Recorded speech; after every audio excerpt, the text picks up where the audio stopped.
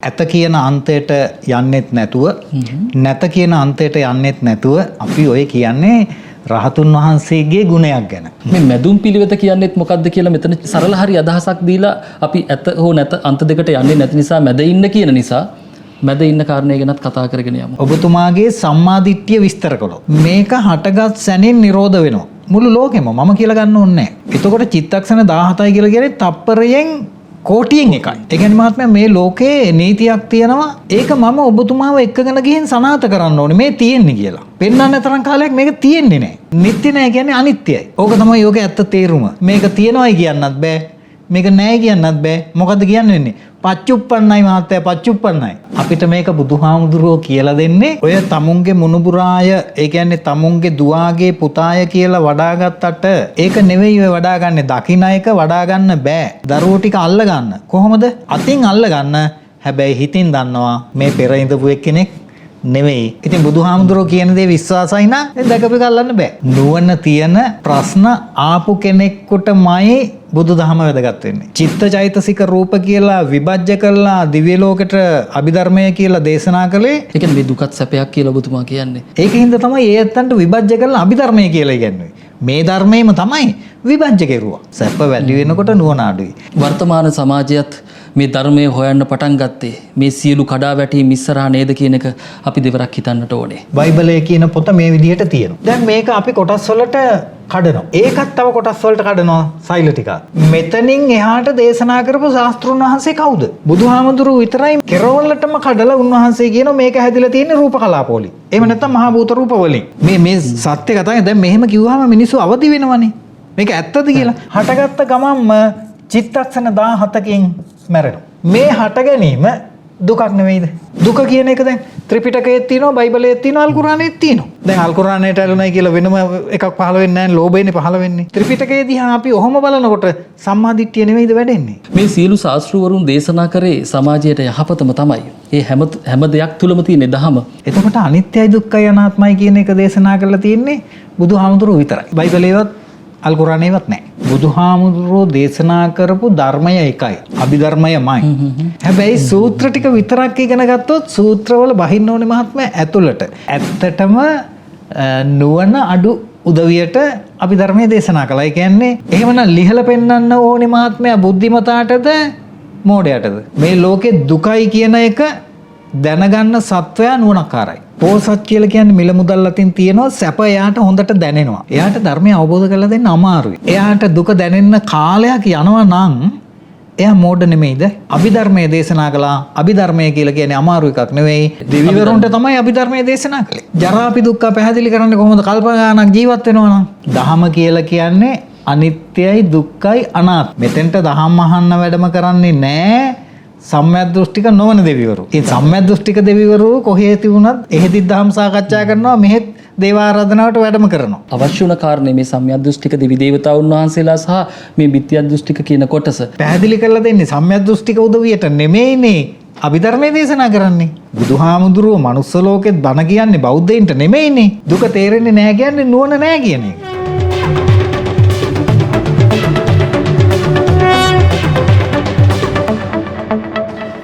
ආයුෂ බොහෝ වේවා. ජීවිතය හරවත්ව දකින්න හෙදිනදා ජීවිතයේ අපිට නැගෙන මේ ප්‍රශ්න ගැටලු නිවැරදිව निराකරණය කරගන්න. අපි මේ හැම දෙයක්ම අවබෝධයෙන් දකින්න දහම තුල තමයි මේකට විසඳුම තියෙන්නේ කියන කාරණේ අපි හැමදාම කතා කරමින් එනවා. එහෙම තැනකදී අපිට මුණ ගැහෙන උතුම්ක මිනිසුන් සමග මේ ධර්මයේ අපි යම් විදියකට සාකච්ඡා කරමින් ඉනවා. විශ්වකර්ම YouTube නාලිකාව හැමදාමත් ඔබට වග කියන නාලිකාවක් විදියට මේ සංවාදයේ හරවත් තැනකට ගැට ගහන්න අපි උත්සාහ කරමින් ඉන්නවා. එහෙම තැනකදී මේ විවිධ දේවල් එක්ක ගැටෙන්නේ නැතුව නිවැරදිව අපිත් එක්ක මේ සාකච්ඡාව හදාගමු සහ ඔබට අපි යෝජනා කරනවා මේ වේදිකාවට ගොඩ වෙන්න. අපි මේ ධර්මයේ සාකච්ඡා කරමු. අපි තව දුරටත් මේ කාරණා විවෘත කරනවා. අදත් අපිත් එක්ක ඉන්නවා සමන් හල්නිති මහත්මයා. බොහොම ගෞරවයෙන් පිළිගන්නවා. ත්වන් සරණයි. ත්වන් සරණයි. සමන් මහත්මයා අපි මේ මීට පෙර වැඩසටහන් කීපයකම මේ කාරණා කතා කරමින් එනවා. එතකොට අපි චතුරාර්ය සත්‍ය ගැන කතා කරා. බොහෝ දෙනෙකුට ප්‍රශ්න ගැටලු මතුවලා තිබුණා සහ මේ පුංචි වෙලාවක් ඇතුලේ මේක විස්තර කරන්න පුළුවන් එකක් නෙමෙයි. මේ මහා සාගරයක් තරම් වූ මේ දහම් මේ දැනුම පද්ධතිය අපි කොහොමද කියවා ගන්න කියන කාරණේ. අදත් අපි යම් විදිහකට ගත්තට පස්සේ මේ අර කැඩෙන බිඳින සුළු ස්වභාවය ඇතිවීම නැතිවීම මේ කාරණා ටික ගත්තට පස්සේ වැරදි තැන් වලින් මේ සමාජය අල්ල ගන්නවද මේක නිවැරදිව දකින්නේ නැහැ නේද නැත යන සංකල්පයකට යන්නේක ඇතුලේ නැවත අතරමං වෙනවා නේද වගේ ප්‍රශ්නයක් මතුවුණා. අපි කොතනින්ද මේ සාකච්ඡාව සර්වඥයන් වහන්සේට මාගේ නමස්කාරය වේවා. සාදු සාදු සාදු. පින්වත් ඇත්තෝ ඇත්තටම අපිට කෙටි කාලයක් ඇතුළත වචන ටිකකින් මේක කියලා ඉවර කරන්න පුළුවන් එකක් නෙමෙයි. නමුත් අනිවාර්යයෙන්ම අපි ඇත කියන අන්තයට යන්නෙත් නැතුව නැත කියන අන්තයට යන්නෙත් නැතුව මධ්‍යම ප්‍රතිපදාවේ ඉඳගෙන දේශනා කළ යුතුයි. නමුත් පින්වත් අපේ මහත්මයා අපි ඔය කියන්නේ රහතුන් වහන්සේගේ ගුණයක් ගැන. අපිට එහෙම හරියටම මැද ඉඳගෙන මැදුම් පිළිවෙතේ ඉඳගෙන ඕක කියන්න අමාරුයි. නමුත් පැහැදිලි කරලා දෙන්න අනිවාර්යයෙන්ම පුළුවන්. හොඳයි. මට සමා වෙන්න මේ එකින් එක ප්‍රශ්න මතුවෙනවානේ ඔබතුමා මේ දේශනය කරගෙන යනකොට මේ මැදුම් පිළිවෙත කියන්නේත් මොකක්ද කියලා මෙතන කෙටියෙන් හරි සඳහන් කරගෙන ගියා නම් හොඳයි කියලා මට හිතුණා. මේවා කෙටියෙන් සඳහන් කරන්න පුළුවන් කාරණා නෙවෙයි. හැබැයි සරල හරි අදහසක් දීලා අපි ඇත හෝ නැත අන්ත දෙකට යන්නේ නැති නිසා මැද ඉන්න කියන නිසා මැද ඉන්න කාරණේ ගැනත් කතා කරගෙන යමු. ඔව්. ඇත්තටම පින්වත් අපේ මහත්මයා ඇත කියලා කියන්නේ එක අන්තයක්. නැත කියලා කියන්නේ එක අන්තයක්. එතකොට අපිට තියනවා කියන්නත් බෑ. දැන් ඔබතුමා ගැන මගෙන් ඔබතුමාගේ සම්මාදිට්ඨිය විස්තර කළොත් ඔබතුමාගේ ওই ශරීරය පිළිබඳව එව නැත්නම් මේ ලෝකෙ පිළිබඳව සම්මාදිට්ඨිය විස්තර කරන්න ගියොත් මට කියන්න වෙන්නේ ඇත කියන අන්තයත් බැහැර කරලා නැත කියන අන්තයත් බැහැර කරලා තමයි කතා කරන්න වෙන්නේ. එතකොට ඇත කියන අන්තය බැහැර කරන්නේ කොහොමද? මේක හටගත් සැනින් නිරෝධ වෙනවා. මුළු ලෝකෙම මම කියලා ගන්න ඕනේ නැහැ. මුළු ලෝකෙම. ඇත කියන අන්තය බැහැර වෙන්නේ මේක තියනවා කියලා ස්ථිර කරන්න බෑ. ඒ කියන්නේ රූප කලාප හටගත්ත ගමම්ම නිරෝධය. දැන් ඔබතුමාගේ ඇඟේ තියෙන රූප කලාප කියලා අපි ගමුකෝ. රූප 28ක් තියෙන කතාව තාම කතා කරලේ නෑනේ. එතකොට ඔය රූප ටික ඔක්කොම හටගත් සැනින්ම චිත්තක්ෂණ 17යි උපරිම ආයුෂ. ඊට වඩා අඩු ඒවාක් තියෙනවා. එතකොට චිත්තක්ෂණ 17යි කියලා කියන්නේ තප්පරයෙන් කෝටියෙන් එකයි. එතකොට තප්පරයෙන් කෝටියෙන් එකකදී ඔය ටික හටගෙන නිරෝධ වෙනවා නම් අපි තියනවා කියන අන්තයට යන්න තියනවායි කියලා ස්ථිර කරන්න අපි කල යුතු දේ තමයි මෙන්න මේ තියෙන්නේ මේ දැන් හටගත්තු ටික කියලා මට පුළුවන් වෙන්න ඕනේ තව කෙනෙකුට පෙන්වන්න. ඒ කියන්නේ මහත්මයා මේ ලෝකේ නීතියක් තියෙනවා මම කියනවා නම් යමක් තියෙනවයි කියලා. ඒක මම ඔබතුමාව එක්කගෙන ගිහින් සනාථ කරන්න ඕනේ මේ තියෙන්නේ කියලා. හිතන්නකෝ අපිට කැලේ ලිඳක් තිබුණා. මං දැක්කා. මං ඕක ඇවිල්ලා කිව්වට වැඩක් වෙන්නේ නැහැ. මම මිනිස්සුන්ව එක්කගෙන ගිහින් මේ තියෙන්නේ කියලා පෙන්වන්න ඕනේ. එතකොට තමයි තියෙනවයි කියලා ස්ථිර වෙන්නේ. තව කෙනෙකුට පෙන්වන්න ඕනේ. එතකොට ඔබතුමාගේ මේ දැන් හටගත්ත රූප කලාප ටික අපි හිතමු 12ට හටගත්ත රූප කලාප ටික. මට පුළුවන් ද තව කෙනෙකුට පෙන්වන්න මේ තියෙන්නේ කියලා. බෑනේ ඇඟිල්ල දික් කරන්නත් ඉස්සෙල්ලා ඒ ටික මැරෙනවනේ. එහෙනම් ඉතින් මේ ටික තියනවයි කියන්න බෑ. තියනවා නම් තියනවයි කියලා ස්ථිර කරන්න වෙන කෙනෙකුට පෙන්වන්න ඕනේ. පෙන්වන්න තරම් කාලයක් මේක තියෙන්නේ නැහැ. තප්පරයෙන් කෝටි එකක් වුවම අපිට අල්ලන්න බැරි කුඩාම කාලයක් මේක. එතකොට තියනවා එහෙම නැත්නම් ඇත එහෙම නැත්නම් ස්ථිර කරන්න තියනවයි කියලා ස්ථිර කරන්න බෑ. ඔබතුමා මේ කියන්නේ යම් විදිහකට ගත්තට පස්සේ මේ ඊතා සියුම් ඊතා ඉක්මනින් මේ ඇති වෙන නැති වෙන ස්වභාවයෙන් හින්දා තියෙනවා වගේ පේනවා. තියෙනවා වගේ පේනවා ඒ වුණාට මේක තියෙනව නෙවෙයි කියලා මේ කියන්නේ. හැබැයි තියෙනව නෙවෙයි කිව්වට දැන් ඔන්න ඒ ටික පෙන්වන්න බෑනේ තියෙනවා කියලා. ඒ වගේම දැන් ඒ ටික චිත්තක්ෂණ 17කින් මැරෙනවනේ. ඒ මැරුණාම මට පුළුවන් ද අන්න එතන දැන් එහෙම රූප ටිකක් නැහැ. දැන් එතන අඩුයි කියලා මට පෙන්වන්න පුළුවන්. ඔබතුමාගේ ඇඟට අත දික් කළන්න දැන් එතන අඩු නැහැ. දැන් ඔබතුමා එතන නැතුව තියෙන්න බෑ මැරුණාම. ඒ නැහැ කියලා කියන්නත් බෑ. තියෙනවයි කියලා කියන්නත් බෑ. මේ වේගය නිසා. එතකොට තියෙනවයි කියලා ස්ථිර කරන්නත් බෑ. නැහැ කියලා ස්ථිර කරන්නත් බෑ. ස්ථිර කරන්න බෑ කියන්නේ ස්ථිර නැහැ, නිට්ටය නැහැ. නිට්ටය නැහැ කියන්නේ අනිත්‍යයි. අනිත්‍යයි. ඕකට වෙන වෙන තේරුම් දීලා හරියන්නේ නැහැ. ඕක පැහැදිලි කරගන්න බැරි කමට. ඕක තමයි යෝගේ ඇත්ත තේරුම. මේක පණව ගන්න බෑ අපේ මහත්තයා. බරපතල තත්ත්වයක් එතන තියෙනවා. ඔව්. ඊතාසියුම කියවා ගන්න. එතකොට මේ අනිත්‍ය කියන ස්වභාවය නැවත කියවා ගත යුතු වෙනවා නේද? ඉතින් අනිත්‍ය ඒක කියන්නේ තමයි මේ ස්වභාවය. මේක තියෙනවයි කියන්නේ කියලා ස්ථිර කරන්නත් බෑ, නැහැ කියලා ස්ථිර කරන්නත් බෑ. එහෙනම් ඇත්ත කියන්නත් බෑ, නැත කියන්නේ. නැත කියන්නත් බෑ. ඇයි දැන් නැහැ කියන්න පුළුවන්ද? මේ කුට්ටියක් පිටින් තියෙන්නේ. හැබැයි තිබුණාට තියෙනවයි කියන්න පුළුවන්ද? බෑනේ, මේක හටගත්ත ගමන් මැරෙනවනේ. ඉතින් බුදුහාමුදුරුවෝ කියපු එක අහනවා නම්, සද්ධාව තියෙනවා නම් මේක තියෙනවයි කියන්නත් බෑ, මේක නැහැ කියන්නත් බෑ. මොකද්ද කියන්න වෙන්නේ? පච්චුප්පන්නයි මහත්තයා, පච්චුප්පන්නයි. මේ මොහොතේ ප්‍රත්‍යයෙන් ඉපදුනා. ওই ප්‍රත්‍යයෙන් ඉපදුනා මේ මොහොතේ. ප්‍රත්‍ය ටික නැති වෙනකොටම නැති වෙනවා. නැති වෙනවා. ඒකයි මේ ඇතිවීම නැතිවීම කියන්නේ. ඕක ඇල්ලුවා නම් යමෙක් ඒ සත්වයා නැවත මේ ලෝකෙට අදාළ නැහැ. මම හිතන්නේ බොහොම හරවත් තැනකට හිතා ගැඹුරු කාරණාවක් මේ තුල කතා කරනවා. හැබැයි සරලයි. නමුත් ඒ සරලකම ඇතුළෙම මහා ගැඹුරකුත් තියෙනවා කියන එක අපි වටහා ගන්නට ඕනේ. කෙසේ හෝ සමන් මහත්තයා මේ දැන් අපේ ප්‍රේක්ෂකාගාරයේ විවිධ තලවල විවිධ මට්ටම්වල විවිධ පිරිස් මේ අහන්නේ මේ මහත්තයා කිව්වාට මේ අපි ඉන්නවා, මගේ මහත්තයාත් ඉන්නවා, දරුවෝ ටිකක් ඉන්නවා කියලා යම් විදිහකට මේ සම්මුති සමාජයේ අපි මේ ජීවිතය ගත කරගෙන යන්න ඕනේනේ. එතකොට මෙන්න මේ ඒ කටයුත්තේදී මේ දහම ගැට ගහගන්නේ කොහොමද?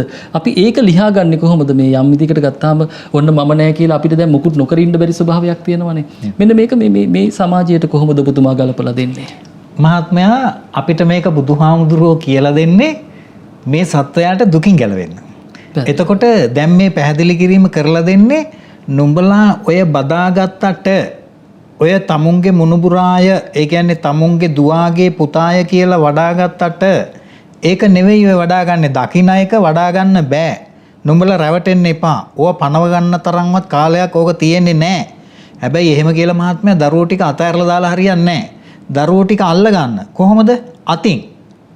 අතින් අල්ල ගන්න. හැබැයි හිතින් දන්නවා මේ පෙර ඉඳපු එක්කෙනෙක් නෙවෙයි, මෙයා දරුවෙක් නෙවෙයි, මෙයා සත්වෙක් පුද්ගලයෙක් නෙමෙයි කියලා දන්නවා. හැබැයි තාම චූටි දරුවා ධර්මයේ දන්නේ නැහනේ. එයාට සෙනෙහස අවශ්‍යයි, එයාට හුරතලේ අවශ්‍යයි. හුරතල් කරන්න, සෙනෙහස ලබා දෙන්න. ඇලෙන්නේ නැතුව. ඇලුනොත් නුඹට නැවතත් දුක එනවා. එතකොට පින්වත් අපේ මහත්මයා, ඒ උදවියව අතින් අල්ල ගන්න, හිතිනේ අතාරින්නේ. මේ ලෝකේ කරන්න තියෙන සියලු වැඩ ටික කරන්න ඔය ඇත්තෝ. හිතින් අල්ල ගන්න එපා. එච්චරයි කියන්නේ. ඇයි අල්ලන්න එපා කියන්නේ? අල්ලන්න බෑ අපේ මහත්තයා. දැකපු එක අල්ලන්න බෑ. ඉතින් බුදුහාමුදුරුවෝ කියන දේ විශ්වාසයි නම් දැන් දැකපු එක අල්ලන්න බෑ. මේ අපි කොහොමද තව ටිකක් සරල කරගන්න පුළුවන්ද මේ කාරණා? මම ඔබතුමාට කරදර කරනවද මන්ද මේ සරල කරන්න කිය. මොකද ප්‍රේක්ෂකයා ගොඩක් වෙලාවට මේ ඉන්නේ සමහර වෙලාවට මේ එදිනදා ජීවිතයේ තියෙන ප්‍රශ්න ගැටලු මේ බාධක පුදුමාකාර මහා වර්තමානයේ වෙනකොට මං හිතන්නේ මේ හිතාගන්න බැරි තරමට ස්වභාවික විපත්ද හැම දෙයක්ම වසංගත ව්‍යසන මේ විවිධ තත්ත්වයන් එක්ක අසරණ වෙච්ච කෙනෙකුට මේ දහම දකින්න පුළුවන්ද? යම් විදියකට මේ අපි කියන කාරණාවට සවන් දෙන්න වුන් සූදානම් වේද කියන තැනකත් ඉන්නවා. එතකොට එවැනි සමාජයකට අපි කොහොමද මේක ගලපන්නේ? නිකන් සරල උදාහරණ ටිකක් අපි එදිනදා ජීවිතේ මුණ ගැහෙන උදාහරණ ටිකකින් මේක පැහැදිලි කරගත්තොත්. ඔව්, ඇත්තටම මහත්මයා නුවණ තියෙන ප්‍රශ්න ආපු කෙනෙකුටමයි බුදුදහම වැදගත් වෙන්නේ. ප්‍රශ්න ආපු නැති කෙනෙකුට එයාට සැපයි නම් ලෝකේ. එයාට ධර්මය අවබෝධ කරගන්න හරි අමාරුයි. ඔය අපිට මෙහි රූප වේදනා සංඥා සංකාර විඥාන කියලා අපිට දේශනා කරපු ධර්මයම චිත්ත චෛතසික රූප කියලා විභජ්‍ය කළා දිව්‍ය ලෝකෙට අභිධර්මය කියලා දේශනා කළේ ඒ ඇත්තොන්ට දුක අවබෝධ කරලා දෙන්න හරි අමාරුයි, සැප වැඩි.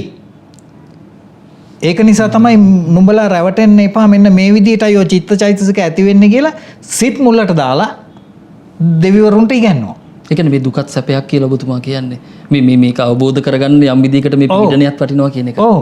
එතකොට මහත්මයා අපිට එහෙම අවශ්‍ය නැහැ. අපි අවුරුදු 60 70කින් මැරෙනවා. මරණ ඕන තරම් දකින්නවා. ලෙඩ වෙනව ඕන තරම් දකින්නවා. ඒක දකින්නේ නැහැ දෙවිවරු.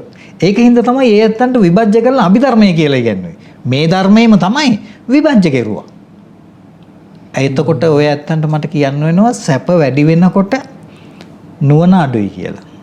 ඇත්තටම ඒක තමයි සත්‍ය කතාව. සැප වැඩි වෙනකොට නුවණ අඩුයි. නුවණ පෑදෙන්න නම් අම්මා මැරෙන්න ඕනේ, තාත්තා මැරෙන්න ඕනේ, දරුවෝ මැරෙන්න ඕනේ, අපි ලෙඩ වෙන්න ඕනේ, අපිව මරණයට ළඟා වෙන්න ඕනේ. ඒ කියන්නේ මහ පුපුරායමක් වෙන්නට ඕනේ. එතකොට තමයි අපි ධර්මය හොයන්නේ සහ අවබෝධ කරගන්නේ. වර්තමාන සමාජයත් මේ ධර්මය හොයන්න පටන් ගත්තේ මේ සියලු කඩාවැටීම් ඉස්සරහා නේද කියන එක අපි දෙවරක් හිතන්නට ඕනේ. අපිට සියල්ල අහිමි වෙනකොට මේ ලෝකේ මහා පුදුමාකාර අඳුරක වෙලෙනකොට මේ අපිට කර කියා ගන්න දෙයක් නැතිකොට තමයි මේ අපි මේ දහම හොයාගන්න පටන් ගත්තේ. අපි වර්තමාන සමාජයේ පන්සලක් දිහා බැලුවත් කෝවිලක් හෝ වේවා අපි දුකටපත් වුණාට පස්සේ විතරයි අපි බෝධි පූජාවක් තියන්න ගියේ පූජා වට්ටියක් උස්සගෙන ගියේ. එතකොට අපි දහම දකින්න ඕනේ එතනද කියන ප්‍රශ්නේ තියෙනවා. නිවැරදිව ඒ නිසා වෙන්නට ඇති අර අප්පමාදෝ අමතපදන් කිව්වනේ නේද? මේ දේවල් අපි හරියට කියවා ගමු. ඔබතුමා වැඩසටහන ආරම්භ කර තැන ඉඳලා මීට පෙර වැඩසටහන් වලත් කතා කරපු එක තමයි මේ නුවණැත්තන්ට තමයි මේ කාරණේ කියන එක. එතකොට යම් තැනකදී මේ සමාජයේ මේ ප්‍රඥාවන්තයා කියන කෙනා නුවණැත්තා කියන කෙනාත් පටලගෙන තියෙන්නේ. උගතා සහ බුද්ධිමතා පටලගත්ත සමාජයක මේ මහා විවිධ හැදෑරීම් ඇතුළේ විවිධ අධ්‍යාපනික වෙන වෙන සුසුකන් ටික ඇතුළේ තියෙන දේ එහෙම නැත්නම් එදා අපේ ආච්චිසිය ගාවට ගියාට පස්සේ පුදුම කියවීමක් තිබ්බනේ. හරිම ප්‍රඥාවන්තය වුන්. මේකත් අපි පොඩ්ඩක් පැහැදිලි කරලා දුන්නොත් හොඳයි කියලා මට හිතුණා. ඔව්. ඇත්තටම අපේ මහත්මයා ප්‍රඥාවත් එක්ක කතා කරනකොට ප්‍රඥාවන්තව මේ ලෝකෙ දිහා බලනකොට මම කියන්නෙම ඉතින් බයිබලය ඇතුලේ චතුරාර්ය සත්‍ය තියෙනවා. පැහැදිලිව. අල් කුර්ආනය ඇතුලේ චතුරාර්ය සත්‍ය තියෙනවා. මම මෙහෙම පැහැදිලි කරලා දෙන්නම් ඒක. මේ නුවණ ගැන මේ කතා කරන්නේ. අපි ගත්තොත් මහත්මයා මේ අපි හිතමු එකක් ගමුකෝ බයිබලය විතරක් ගමුකෝ බයිබලය කියන පොත මේ විදිහට තියෙනවා. දැන් මේක අපි කොටස් වලට කඩනවා. කෑලි කෑලි වලට කඩනවා. දැන් පිට්ටු කෑලි කොළ කෑලි එහෙම කැඩෙනවනේ. ඒවත් තව චූටි චූටි කෑලි වලට කඩනවා. ඒ කඩනකොට මහත්මයා අපිට හම්බ වෙනවනේ සෛල කියලා જાතියක් මේකේ. හරි. ඒකත් තව කොටස් වලට කඩනවා සෛල ටිකක්. එතකොට හම්බ වෙනවනේ අපේ මහත්මයා පරමාණු කියලා જાතියක්. එතකොට මෙතනින් එහාට දැන් ක්වොන්ටම් වලට හදලා තියෙනවා. අපි ඒක එතන එච්චර යන්නේ නැතුව අපි එතනින් එහාට යමුකෝ. මෙතනින් එහාට දේශනා කරපු ශාස්ත්‍රුන් වහන්සේ කවුද? දැන් හොයලා බලමු ශාස්ත්‍රුන් වහන්සේලා. බුදුහාමුදුරුවෝ විතරයි මේ ක්‍රම රටාවේ ඇවිල්ලා අපි ඉස්කෝලේ ඉගෙන ගන්න ක්‍රම රටාවේ මෙහෙම ඇවිල්ලා විභේදනය කළා. මේක කෙරවලටම කඩලා උන්වහන්සේ කියනවා මේක හැදිලා තියෙන්නේ රූප කලාපවලින්. එහෙම නැත්නම් මහා භූත රූප වලින්. හැබැයි ඔබතුමා සමා වෙන්න මේ බයිබලය අරගෙන බයිබලය කඩාගෙන යන ඇතුළේ වැරදියට අල්ලගෙන ඉද්දන්නේ නැහැ සමාජයේ. ත්‍රිපිටකය කියන පොතත් එම විදියමයි. පොත අල්ලගන්න එපා මේකේ දහම අල්ලගන්න. පොත නෙවෙයි මේ කියන්නේ. මේක තමුන්ලට මේ අනේ ක්‍රිස්තියානි ආගමෙන් ගලවලා මෙතෙන්ට ගන්න කතා කරනව නෙවෙයි මේ. මේ සත්‍ය කතාවේ දැන් මෙහෙම කිව්වම මිනිස්සු අවදි වෙනවනේ. මේක ඇත්තද කියලා බලන්න ඇත්තද කියලා. එතකොට පින්වත් ඇත්තෝ මේ ත්‍රිපිටකයේ හෝ එහෙම නැත්නම් අල් කුර්ආනයේ හෝ එහෙම නැත්නම් බයිබලයේ මේ කියන ඕනම එකක් මේ විදිහට කැඩුවොත් අන්තිමට හම්බෙන්නේ රූප කලාප. එහෙම නැත්නම් මහා භූත රූප. ඒ මහා භූත රූප වල හැටි කොහොමද? හට ගන්නවා. හටගත්ත ගමන්ම චිත්තක්ෂණ 17කින් මැරෙනවා. එහෙනම් හට ගන්නව නිරෝධ වෙනවා. තියනවා කියන්න බෑනේ. නෑ කියන්න බෑනේ. එතකොට මේ හට ගැනීම දුකක් නෙවෙයිද? මම අර කලින් කියපු කතාව. මේ හට ගැනීම දුකක්. මේ වයසට යාම දුක. මේ ලෙඩවීම ලෙඩ වෙලයි මේව මැරෙන්නේ. ඒකත් දුක. එහෙනම් ජාතිපි දුක්ඛ, ජරාපි දුක්ඛ, ව්‍යාධිපි දුක්ඛ, මරණපි දුක්ඛ. දුක කියන එක දැන් ත්‍රිපිටකයේ තියෙනවා, බයිබලයේ තියෙනවා, අල් කුර්ආනයේ තියෙනවා. එතකොට ත්‍රිපිටකයට ඇලුනොත් දුක එන්නේ නැද්ද අපිට? පැහැදිලිවම. අල් කුර්ආනයට ඇලුනොත් දුක එන්නේ නැද්ද අපිට? දැන් අල් කුර්ආනයට ඇලුනයි කියලා වෙනම එකක් පහළ වෙන්නේ නැහැ. ලෝභයනේ පහළ වෙන්නේ. ඒ ලෝභයෙන් දෙන්නේ දුක. එතකොට මහත්මයා දුකයි දුකට හේතුවයි මේකේ තියෙනවනේ. ඕක දැනගත්තු අපි ත්‍රිපිටකයට ඇලෙනවද? බයිබලයට ඇලෙනවද? එහෙම නැත්නම් අල් කුර්ආනයට ඇලෙනවද? ඇලෙන්නේ නැහැ. ඕක දැනගත්තාම. පැහැදිලි. එහෙනම් මේ පෙරලා ප්‍රශ්න කරන්න මට හිතෙනවා දැන් ඔබතුමා අපි මේ මූලික පැහැදිලි කිරීම ටික ඇතුලේ ගත්තට පස්සේ ත්‍රිපිටකයේත් නැහැ බයිබලයත් නැහැ. ඒකනේ එන්න. ඔව්. හිතා පැහැදිලි. ඉතින් අපි මේ මොකක් ගැනද මේ ලෝකේ මේ ප්‍රශ්න දාගෙන තර්ක කරන්නේ දෙයියනේ අපි කරට අත දාගෙන සියලු දෙනා එක්කහුවෙන්න ඕනේ මේ අපේ ඇඟද ත්‍රිපිටකයේද බයිබලයේද බුදු පිළිම වහන්සේද ඔක්කොම දුකයි දුකට හේතුවයි ඒවට ඇලුම් කරොත් අපිට දුක ඇති වෙනවා ඇලුම් කරේ නැතොත් අපි දුකෙන් ගැලවෙනවා එහෙනම් දැන් ඒ ත්‍රිපිටකයේ දිහා අපි ඔහොම බලනකොට සම්මා දිට්ඨිය නෙවෙයිද වැඩෙන්නේ මේ ආර්ය අෂ්ටාංගික මාර්ගය නෙවෙයිද දැන් පටන් ගන්නෙ බයිබලයේ තියෙනවා නම් මෙතන දැන් බයිබලයේ දිහා බලාගෙන අපිට බැරිද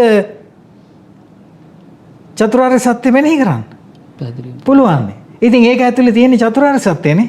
ඉතින් මහත්මයා නුවණ නැතිකම නෙවෙයිද දැන් අපි බලන්නකෝ අපි මොන හේතුවකින් හරි අපි අද අපේ අසල්වැසියොත් එක්ක ගැටිලානේ. මුස්ලිම් වේවා ක්‍රිස්තියානි ඇයි ගැටෙන්නේ? අපි ඔක්කොම එකම ක්‍රියාත්මක වීමක් තියෙන්නේ. පැහැදිලිවම. හිතා පැහැදිලි මේ දහම අපි යම් විදියකට පැහැදිලි කරගෙන යනකොට මේ යම් විදියකට මේ උතුම් දහම ආගම් විදියට ගැට ගහලා ඒවට වෙන වෙන රාමු හදලා යම් තැනක මේ සමස්ත සමාජයේම අතරමං කරා නේද කියලා අපිට යම් තැනක ප්‍රශ්නයක් මතුවෙනවා.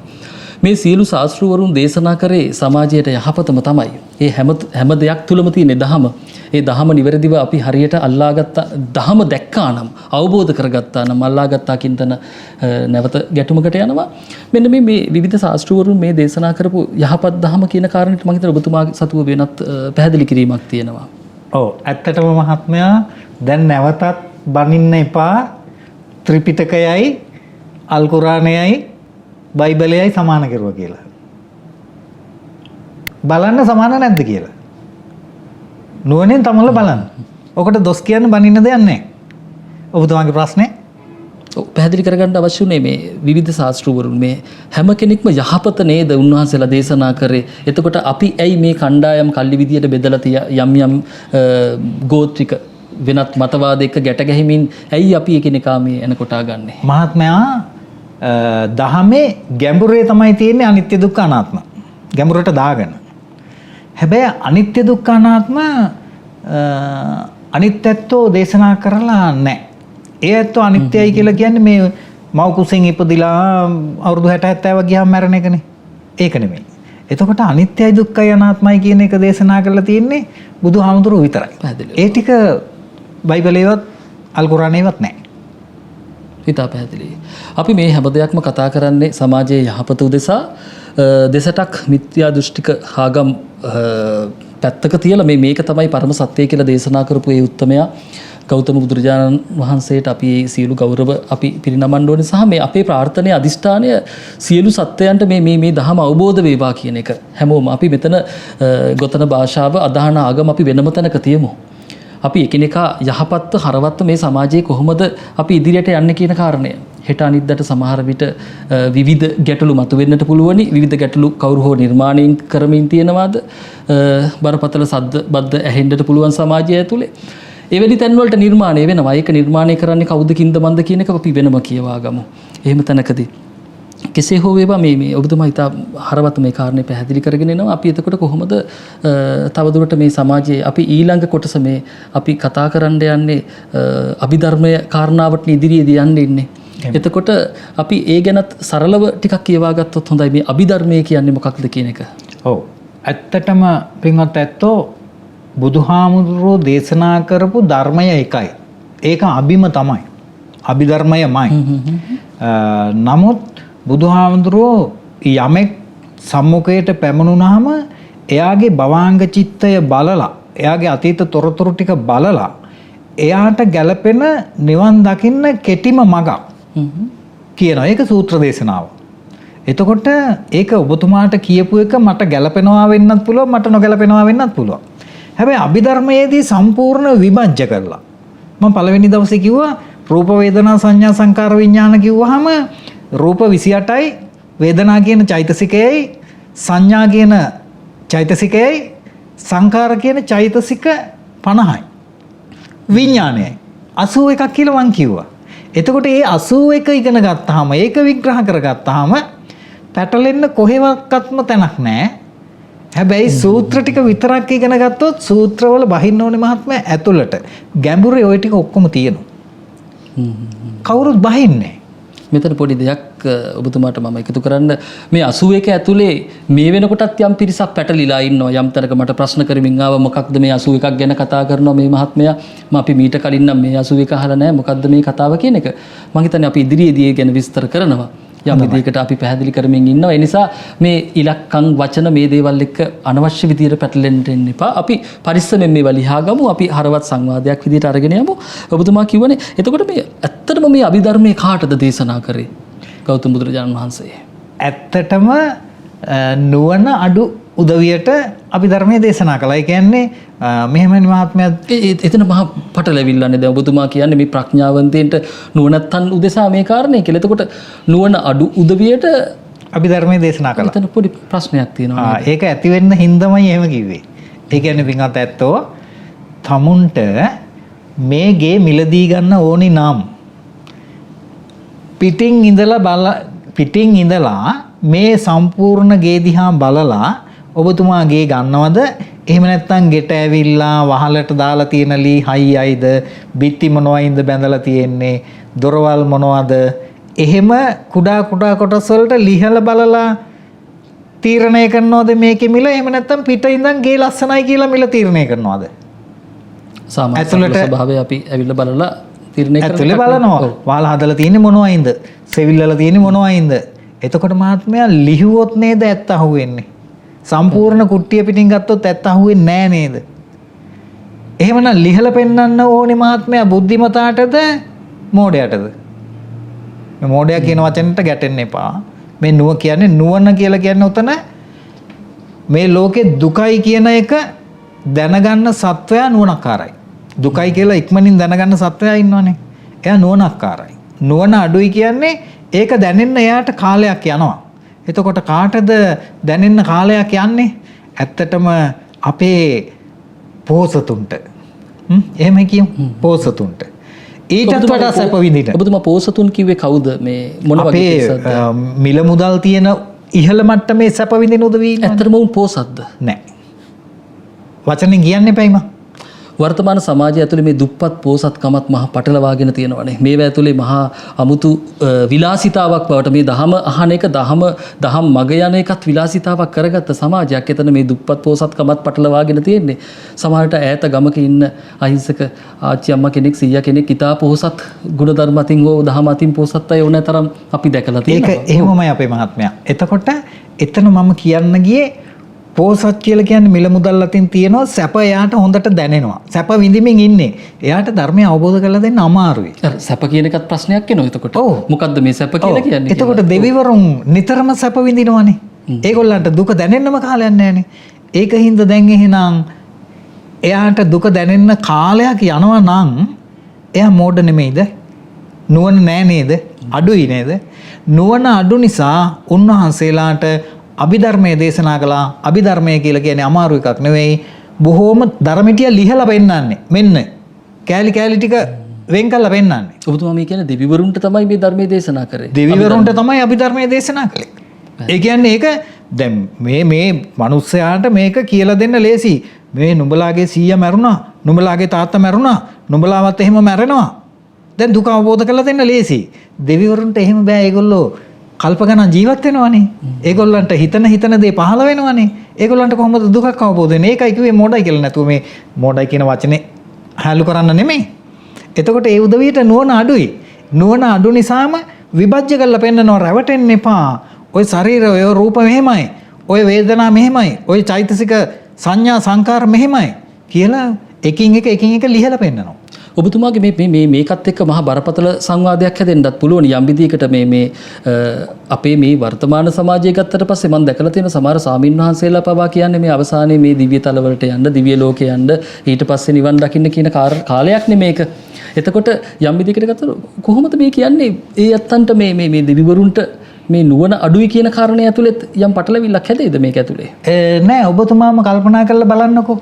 සැප වැඩි නම් මේ සමස්ත දේව මණ්ඩලයේමද එතකොට යම් මේ අපි දිව්‍ය තලය ගැන කල්පනා කරමු. දැන් ඒ ඇත්තන්ට හිතෙන දේ පහළ වෙනවා නම් බඩගිනි වෙනකොට දිව්‍ය ඕජස් දිවට පහළ වෙනවා නම් කාලයකට මරණයක් දකින්න හම්බ වෙන්නේ නැත්තම් එයාට කොහොමද ජාතිපි දුක්ඛ පැහැදිලි කරන්නේ? ජරාපි දුක්ඛ පැහැදිලි කරන්නේ කොහොමද? කල්ප ගානක් ජීවත් වෙනවා නම් ලෙඩ වෙන්නේ නැත්තම් ව්‍යාධිපි දුක්ඛ පැහැදිලි කරන්නේ කොහොමද? හැබැයි මට ප්‍රශ්නයක් තියෙනවා එතන සමා වෙන්න මේ සමාජයේ මේ පරිසරයේ මේ ප්‍රශ්නේ පැහැදිලි කරගන්නයි මම මේ ඔබතුමත් එක්ක මේ පෙරලා ප්‍රශ්න කරන්නේ. යම් විදිහකට ගත්තට පස්සේ අපිට දිව්‍ය තල වලට යන්නට බෑ. ඒ තැන් වලට ගිහිල්ලා අපිට මේ කාරණා කරන්න බෑ. හැබැයි මේ තලෙත් යම් අධ්‍යාත්මික වේදීන් එහෙම නැත්නම් යම් තැනකට අවදි කරගත්ත පිරිස් මේ දිව්‍ය තල එක්ක ගනුදෙනු කරනවා ඇති සහ එහෙම ඉන්නවා කියන එක අපි විශ්වාස කරනවා. එහෙම සංවාදයක අපි යම් තැනක ගොඩ නැගිලා තියෙනවා, අපි ගනුදෙනු කරමින් ඉන්නවා. එතකොට හැබැයි මේ දෙවිවරුන්ට පුළුවන් නේද මේ සාමාන්‍ය මේ මනුස්ස තලයට ඇවිල්ලා මේ ධර්මය අහන්න පුළුවන්? අපි අහලා තියෙනවා මේ උතුම් ධර්ම දේශනාවක් කරනකොට සමහර විට මේ ස්ථානයේ පවා මේ උතුම් දෙවිවරු ඇවිල්ලා මේවා දකින්නව ඇතිනේ. එතකොට ඔවුන්ට ප්‍රශ්නත් අඩු නම් ගැටලුත් නැත්තම් දහම දකින්න ඉතා පහසුයිනේ. ඇයි එතන මේ ගැටුම හැදෙන්නේ? අපේ මහත්මයා දහම කියන්නේ මොකද්ද? දහම කියලා කියන්නේ අනිත්‍යයි, දුක්ඛයි, අනාත්මයි. මොනවද? මේ ලෝකේ තියෙන සියලුම දේ. හරි.